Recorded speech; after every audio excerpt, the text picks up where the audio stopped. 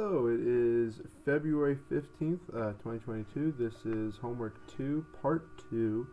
Today we will be talking about the generic equation of state and how we can transform the generic equation of state to a cubic equation relating in terms of the compressibility factor.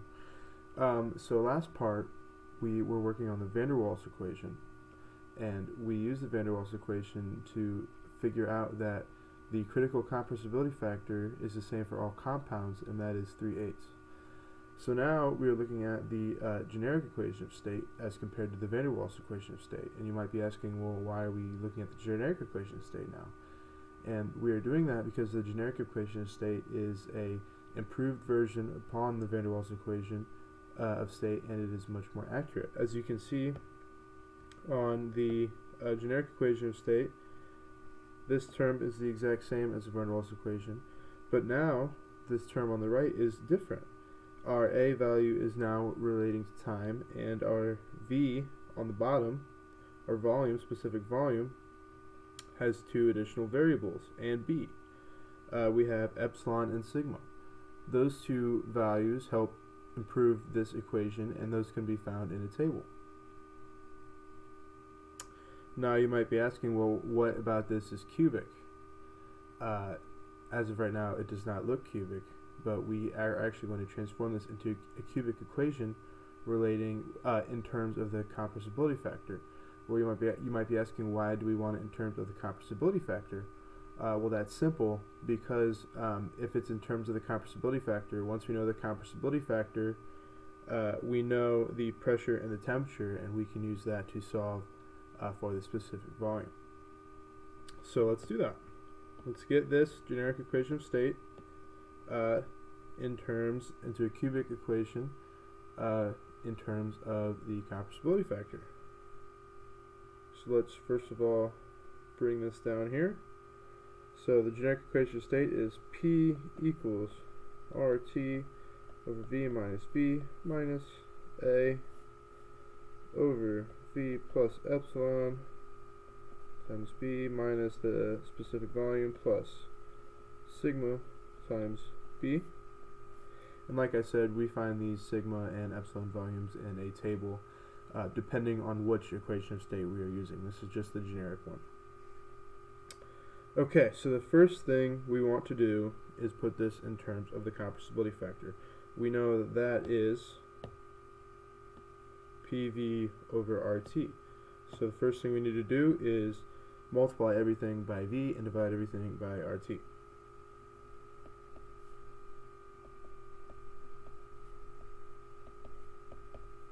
So that is going to be V over V minus B minus A times V over RT V plus epsilon of B,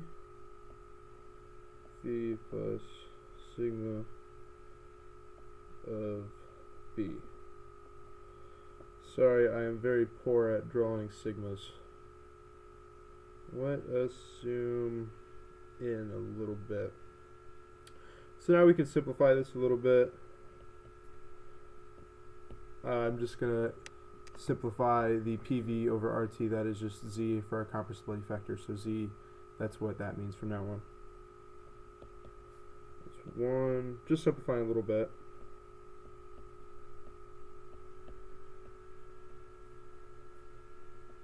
Now on this side, we can divide by V to get V out of the numerator on this side. So let's do that. And to get, I don't know why I'm pointing, I can just draw. And to get this to look more like this. So let's do that.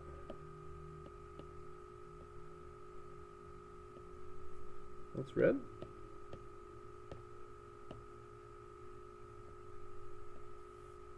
A over RT times 1 plus epsilon of B over V.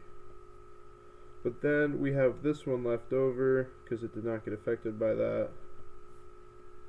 And we don't want to leave one of those factors not looking like the other one, so let's just go and divide by V again. So that would get us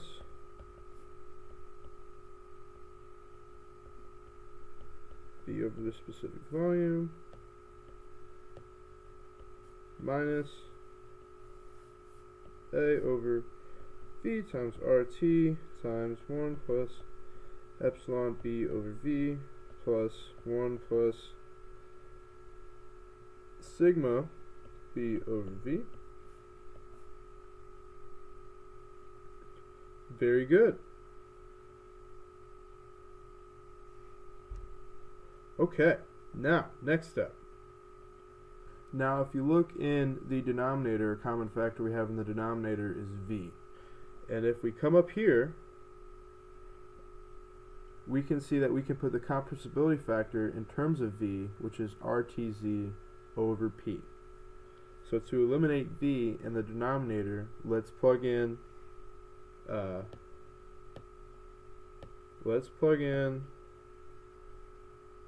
V is equal to RTZ over P. So let's do that. So that is going to be equal to Z over 1 minus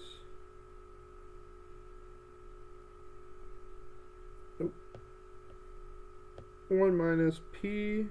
Whoa, that's not what I wanted. 1 minus PB over RTZ. That gets rid of our V. So let's move on to the second portion. Okay, so here's where it gets a little bit tricky, because we have the V already on the bottom here, and then we have two more V's. So let's take care of this first V first. Let's take care of that one. So that is going to be A over RT. Well, that's in the denominator, so this can be flipped. So that's going to be AP over RTZ, but we already have an RTZ down there, so that's going to be R squared T squared Z over AP. So let's plug that in. A times P over R squared T squared Z, and then that is all over 1 plus epsilon of P B over RTZ times 1 plus sigma all over P B over RTZ. This is ugly. Incredibly ugly.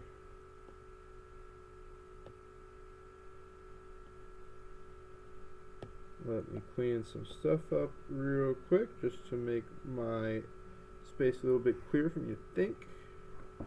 Okay. So now, what can we do? So, from class and from the textbook, we have two variables that we can use to simplify this equation. The first variable is beta. Beta is equal to BP over RT. We might be thinking that occurs a lot of places in this problem, and that's exactly what we want. And the second variable is Q. Q is equal to A over B times RT. We can hopefully use that to simplify our situation up here. That was a bad circle. Up here. Okay. So let us first simplify the, let's first plug in beta to simplify in the denominator. Okay. This first term is going to be Z equals 1 over 1 minus beta over the compressibility factor. Now, let's take care of this mess real quick. So we have a times p over r squared t squared times z. We can split this up into a times p over r squared, and then 1 over r squared, and then z, we can't forget z. Now if we come over here, we can see that this term is very, very close to this term. And it actually is that term, but it is beta over b, because b is not in this term, so that is how we have to do that. So that's one part of that.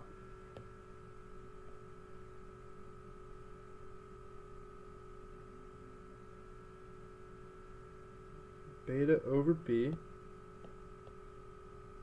fix that b.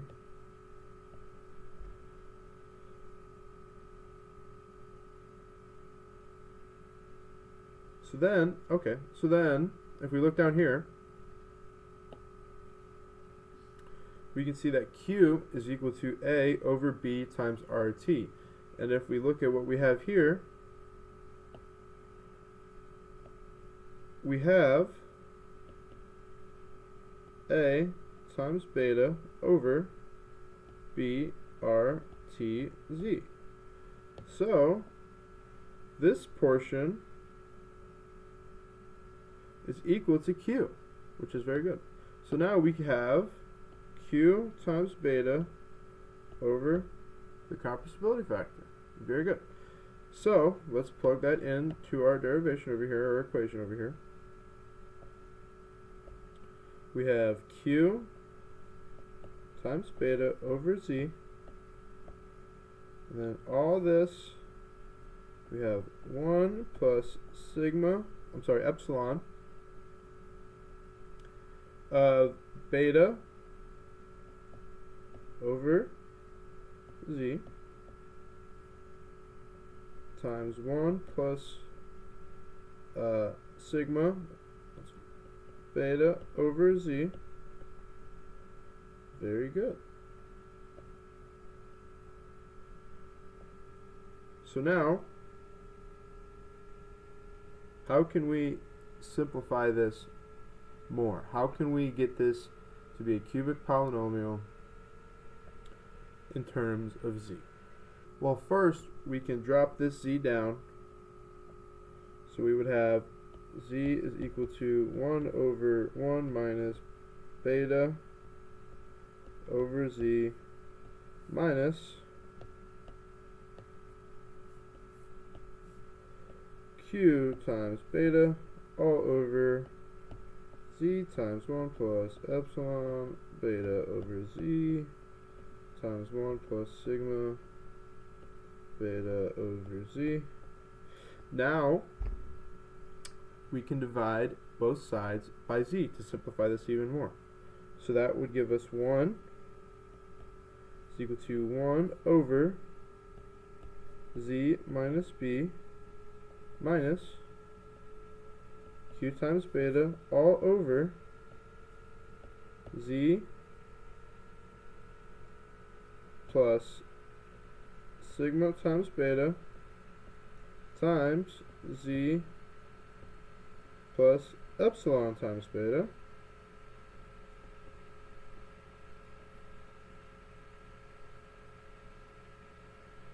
now we can divide both sides by the common denominator.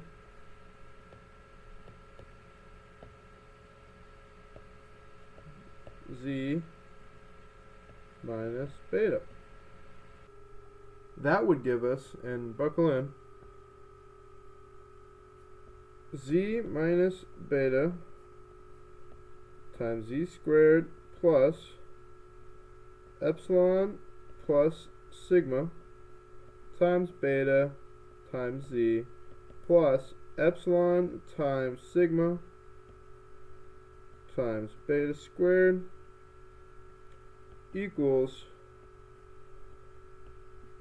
z squared plus the exact same thing, epsilon plus sigma beta z plus epsilon times sigma. Sorry, I cannot draw sigma to save my life, times beta squared minus q times beta times z minus beta. So now, that looks like an exponent. So now, all we have to do is put everything on one side. Now you may be thinking, that sounds like a giant process and it's going to look super ugly and the possibility for error is almost 1,000,000%. So what we're going to do is make a table and call it a day. Just so we have everything laid out how we want it and it will look nice and pretty and we will limit our mistakes. So we have z cubed, this would be z squared, this would be z, and this would be constants. I won't even put c, I'll just put nothing. Not containing z. Wow, perfect. Alright. So we just have one term that is z cubed. That was a horrible arrow. So now we have the z squared of, so that's going to be epsilon plus sigma times beta z squared. And then we have epsilon sigma beta squared. Now b, we have negative beta plus epsilon plus sigma, this is negative, times beta squared times z. And then we have negative epsilon sigma beta q. Alright, now for the other half, we just have, well, since this is all, I don't know why I keep pointing at the screen, since this is all on this side of the equation, it needs to come over here, all of these terms are going to be negative. So we have negative 1,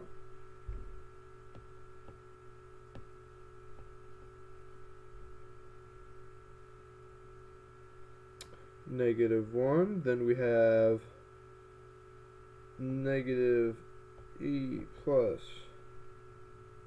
sigma beta, and then this is negative sigma theta beta squared. Okay, since this is already negative, these are going to end up being positive. So we have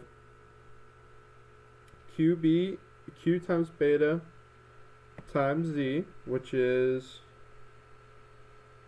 just qb on our table here, q times beta, and then our constant, which is negative again, so this is going to be negative, is q times beta squared.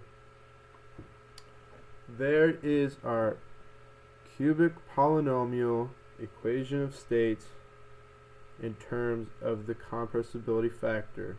We do this so that we can find, so that when we have temperature and the pressure, we can find the specific volume.